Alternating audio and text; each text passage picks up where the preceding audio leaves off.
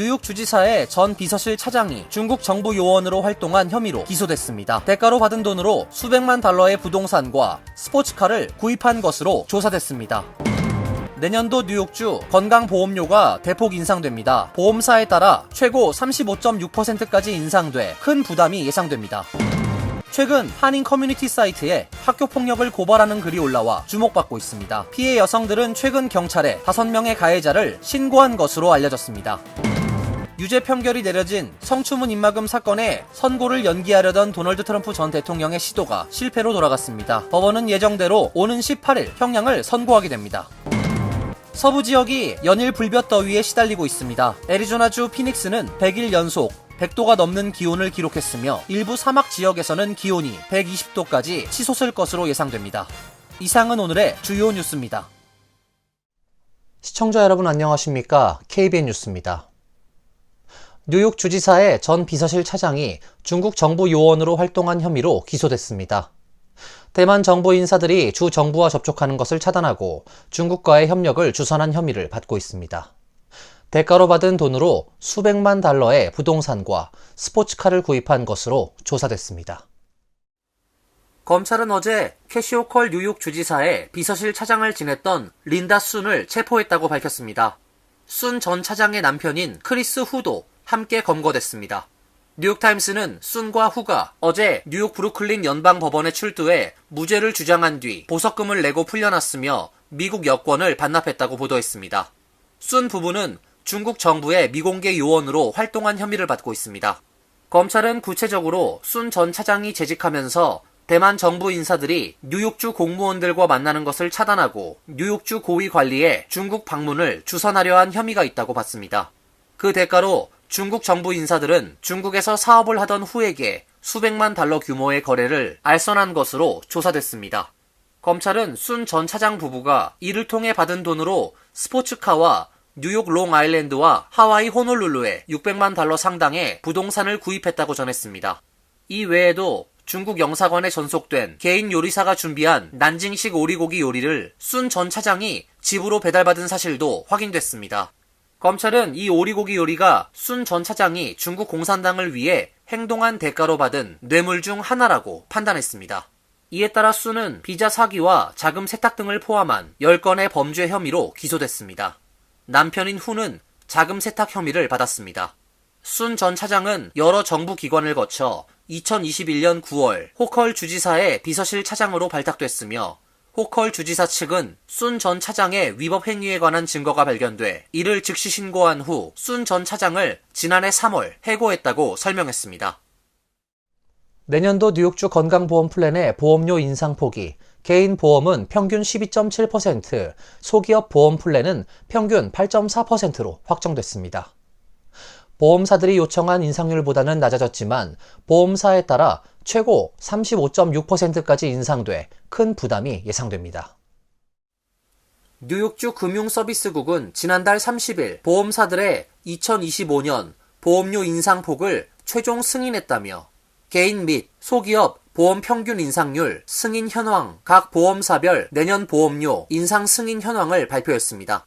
내년도 개인 건강보험료 인상률은 평균 12.7%로 지난 5월 보험사들이 주 정부에 요청한 인상폭 16.6%보다는 낮은 수준입니다.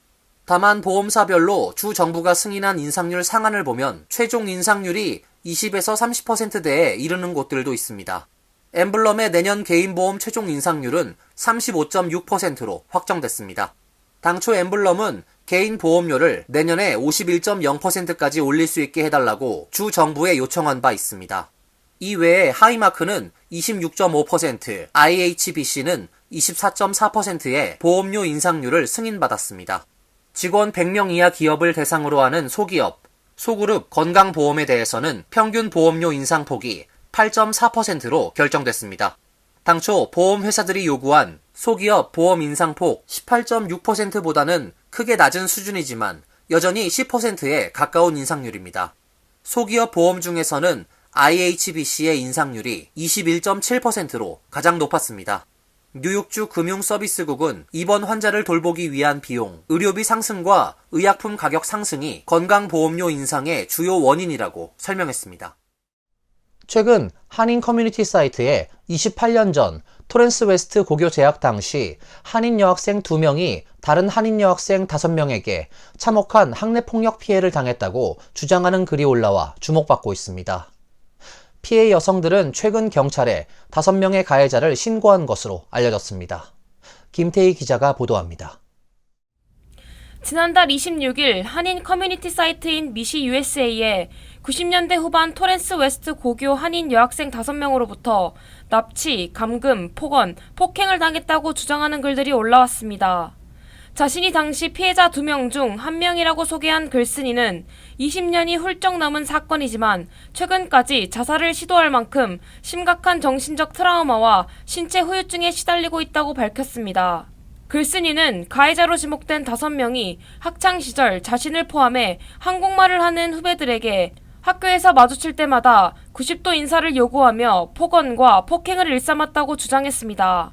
온몸에 타박상을 입고 교정기를 착용한 입이 찢어지는 등의 피해를 당했지만 학폭이라는 개념도 없던 당시 신고를 할 경우 더 심한 괴롭힘을 당할까 걱정돼 어쩔 수 없이 견뎌야 했다고 주장했습니다.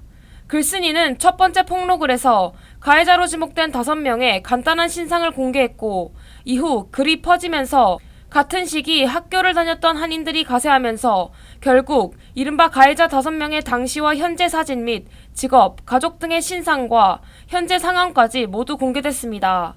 지난 2일 피해자는 경찰서에 가서 리포트를 하고 왔다는 글을 추가로 올렸습니다. 피해자는 게시글을 통해 이날 남편과 함께 경찰서를 방문해 수사관과 대화를 나눴다고 밝혔습니다. 이 같은 내용이 알려지면서 주요 커뮤니티 사이트에서 큰 논란이 되고 있습니다. 당시 학교를 같이 다녔다는 한 동창은 여러모로 조심스럽지만 증언이 필요하다면 기꺼이 돕겠다고 밝혔으며 가해자들의 사과와 처벌을 촉구하기 위해 탄원서를 제출하자는 의견도 제기됐습니다. KBN 뉴스 김태희입니다. 민주당 카멀라 해리스와 공화당 도널드 트럼프 후보의 첫 TV 토론이 일주일 앞으로 다가왔습니다. 이번 TV 토론은 초박빙으로 흐르고 있는 이번 대선의 향후 판도를 좌우할 중대한 이벤트로 여겨지고 있습니다.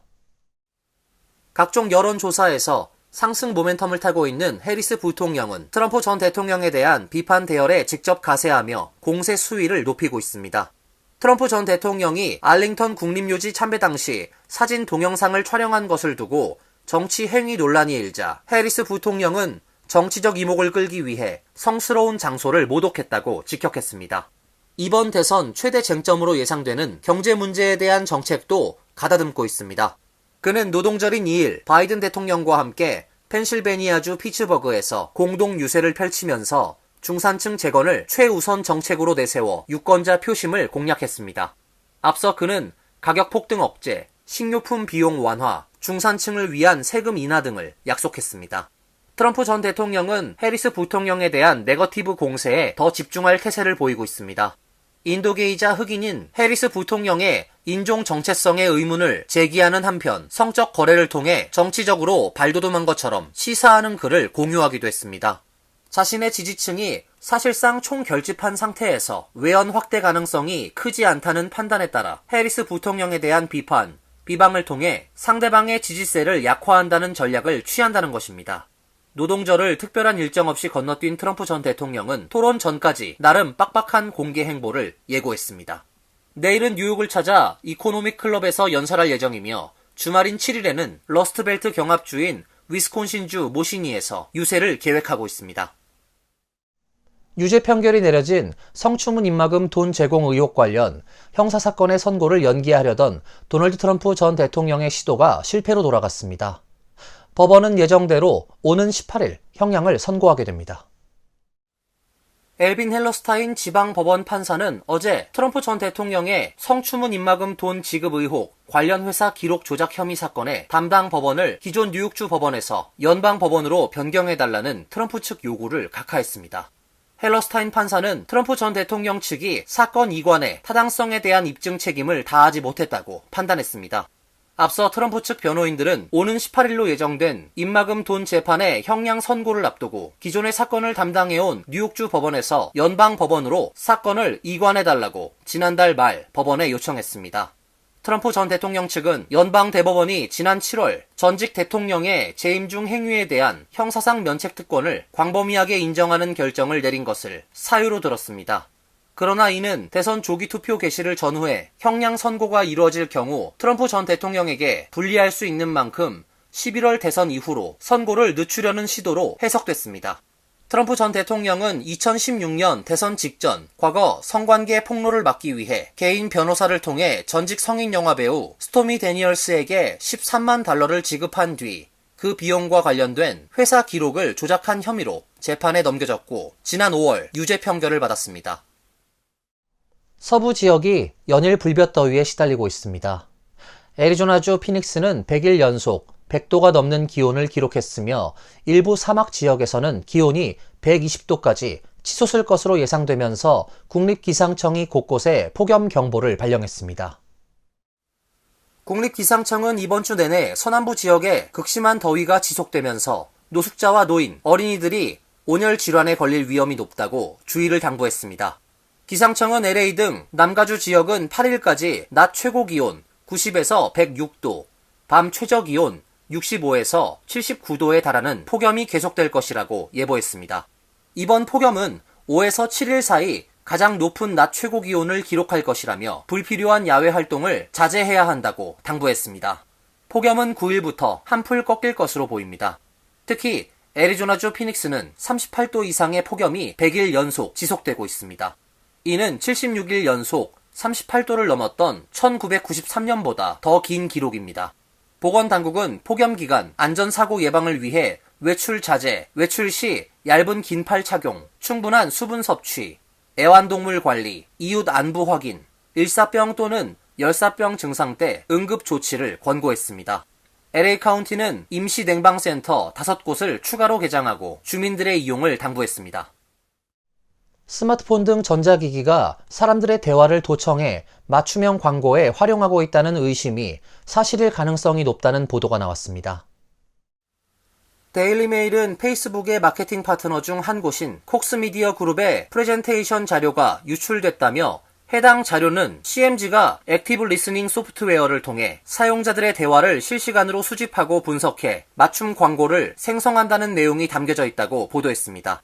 이 소프트웨어는 스마트폰, 노트북, 홈 어시스턴트 등의 마이크를 통해 수집된 음성 데이터를 활용해 사용자의 구매 의도를 파악하고 이를 바탕으로 맞춤형 광고를 제공합니다.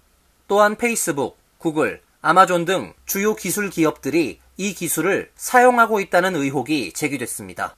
이 자료가 언론에 유출되며 파장이 커지자 구글은 즉시 CMG를 자사 파트너 프로그램 웹사이트에서 삭제했습니다. 페이스북의 모 회사인 메타 또한 CMG가 서비스 약관을 위반했는지 조사 중이라고 밝혔습니다. 아마존은 CMG와 이 프로그램에 대해 협력한 적이 없고 그럴 계획도 없다고 밝혔지만 CMG를 마케팅 파트너라고 지칭해 양사 관계에 대해 모호함을 남겼습니다. 해당 유출 자료는 액티브 리스닝 소프트웨어가 사용자 음성 데이터를 수집하는 6단계 과정을 상세히 설명하고 있습니다. 광고주는 파악한 음성 데이터를 활용해 특정 제품이나 서비스를 구매하려는 의도를 가진 구매 의향 소비자를 대상으로 광고를 올립니다. 스마트 기기 사용자들은 오랜 기간 자신의 기기가 대화를 도청당하고 있다고 의심해왔습니다. CMG는 이번 자료 유출에 대해 입장을 밝히지 않았습니다. 오랫동안 뇌암 등 뇌질환을 일으키는 주범이라는 의혹에 시달려왔던 휴대전화 전자파의 누명을 벗겨줄 수 있는 WHO의 조사 결과가 나왔습니다. 워싱턴 포스트에 따르면 WHO는 1994년부터 2022년까지 28년간 발표된 관련 연구 5,000여 건을 검토, 그중 63건을 최종 분석한 결과 휴대전화 이용과 뇌암 발병 간의 연관성이 없는 것으로 나타났다고 밝혔습니다. 이번 분석은 그간 뇌암과 휴대전화 등 무선 전자기기가 발생시키는 전자파 노출 사이의 연관성을 다룬 기존 연구들을 대상으로 이루어졌습니다.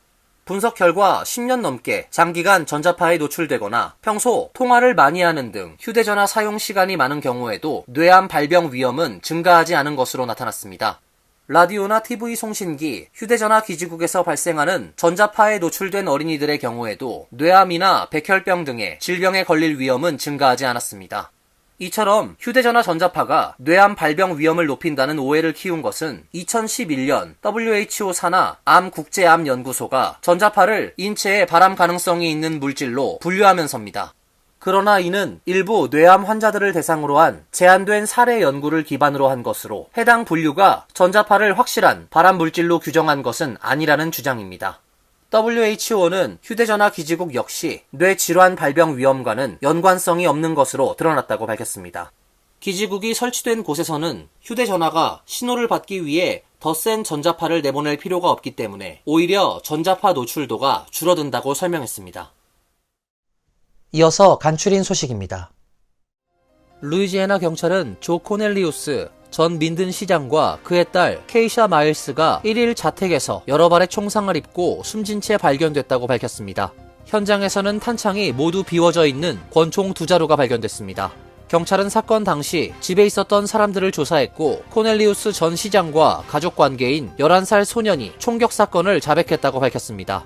경찰은 이 소년의 살인 동기에 대해서는 알아내지 못하고 있다고 밝혔습니다. 루이지애나주의 미성년 용의자 관련 법규에 따라서 아이의 이름, 피살자들과의 인적 관계 등을 밝힐 수 없습니다. 아이는 3일 1급 살인 혐의로 체포되었고 $50만 달러의 보석금이 책정됐습니다. 뉴욕 일원에서 웨스트나일 바이러스 인체 감염 사례가 빠르게 늘어나고 있습니다.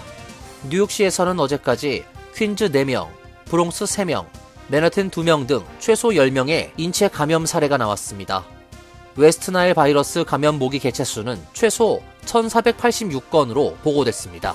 뉴저지주에선 지난달 29일 발표된 최신 데이터를 기준으로 버겐 카운티 1명 등 최소 8명의 인체 감염 사례가 나왔습니다.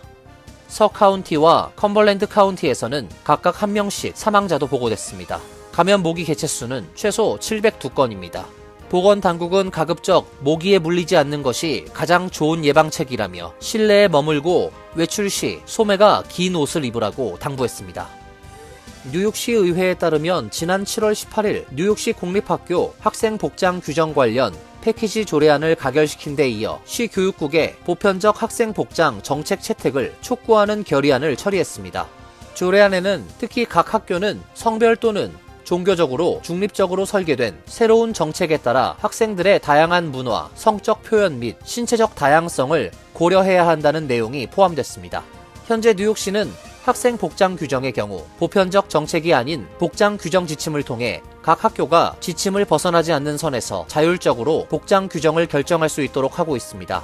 조례안을 대표 발의한 다이애나 시의원은 일원화가 되지 못한 복장 규정 탓에 학생들이 차별적 징계를 받는 일이 빈번히 발생하고 있다며 모든 학교가 같은 규정을 적용받도록 하는 것이 부당 징계를 없애는 방법이라고 강조했습니다. 뉴욕의 명문 사립 단과대 쿠퍼 유니언은 4학년 재학생들에게 신학기 학비를 반환하겠다고 밝혔습니다. 쿠퍼 유니언의 학비는 45,000달러 안팎이지만 모든 학생이 절반가량인 22,275달러를 장학금으로 받고 있습니다. 이날 학교 측의 추가 조치로 4학년생은 나머지 절반의 학비도 내지 않고 무료로 수업을 듣게 된 것입니다. 이와 함께 학교 측은 내년부터 3년간 4학년 재학생의 학비도 받지 않기로 했습니다. 1859년 쿠퍼 유니언을 설립한 뉴욕 출신 사업가 피터 쿠퍼는 노동자 자녀들에게 학비를 받지 않았습니다. 그러나 쿠퍼 유니언의 전통은 지난 2014년 재정난으로 중단됐습니다. 학교 측은 긴축 경영 등을 통해 오는 2018년에는 다시 전교생 무료 교육 전통을 복원하겠다는 계획입니다. 환율과 증권 소식입니다.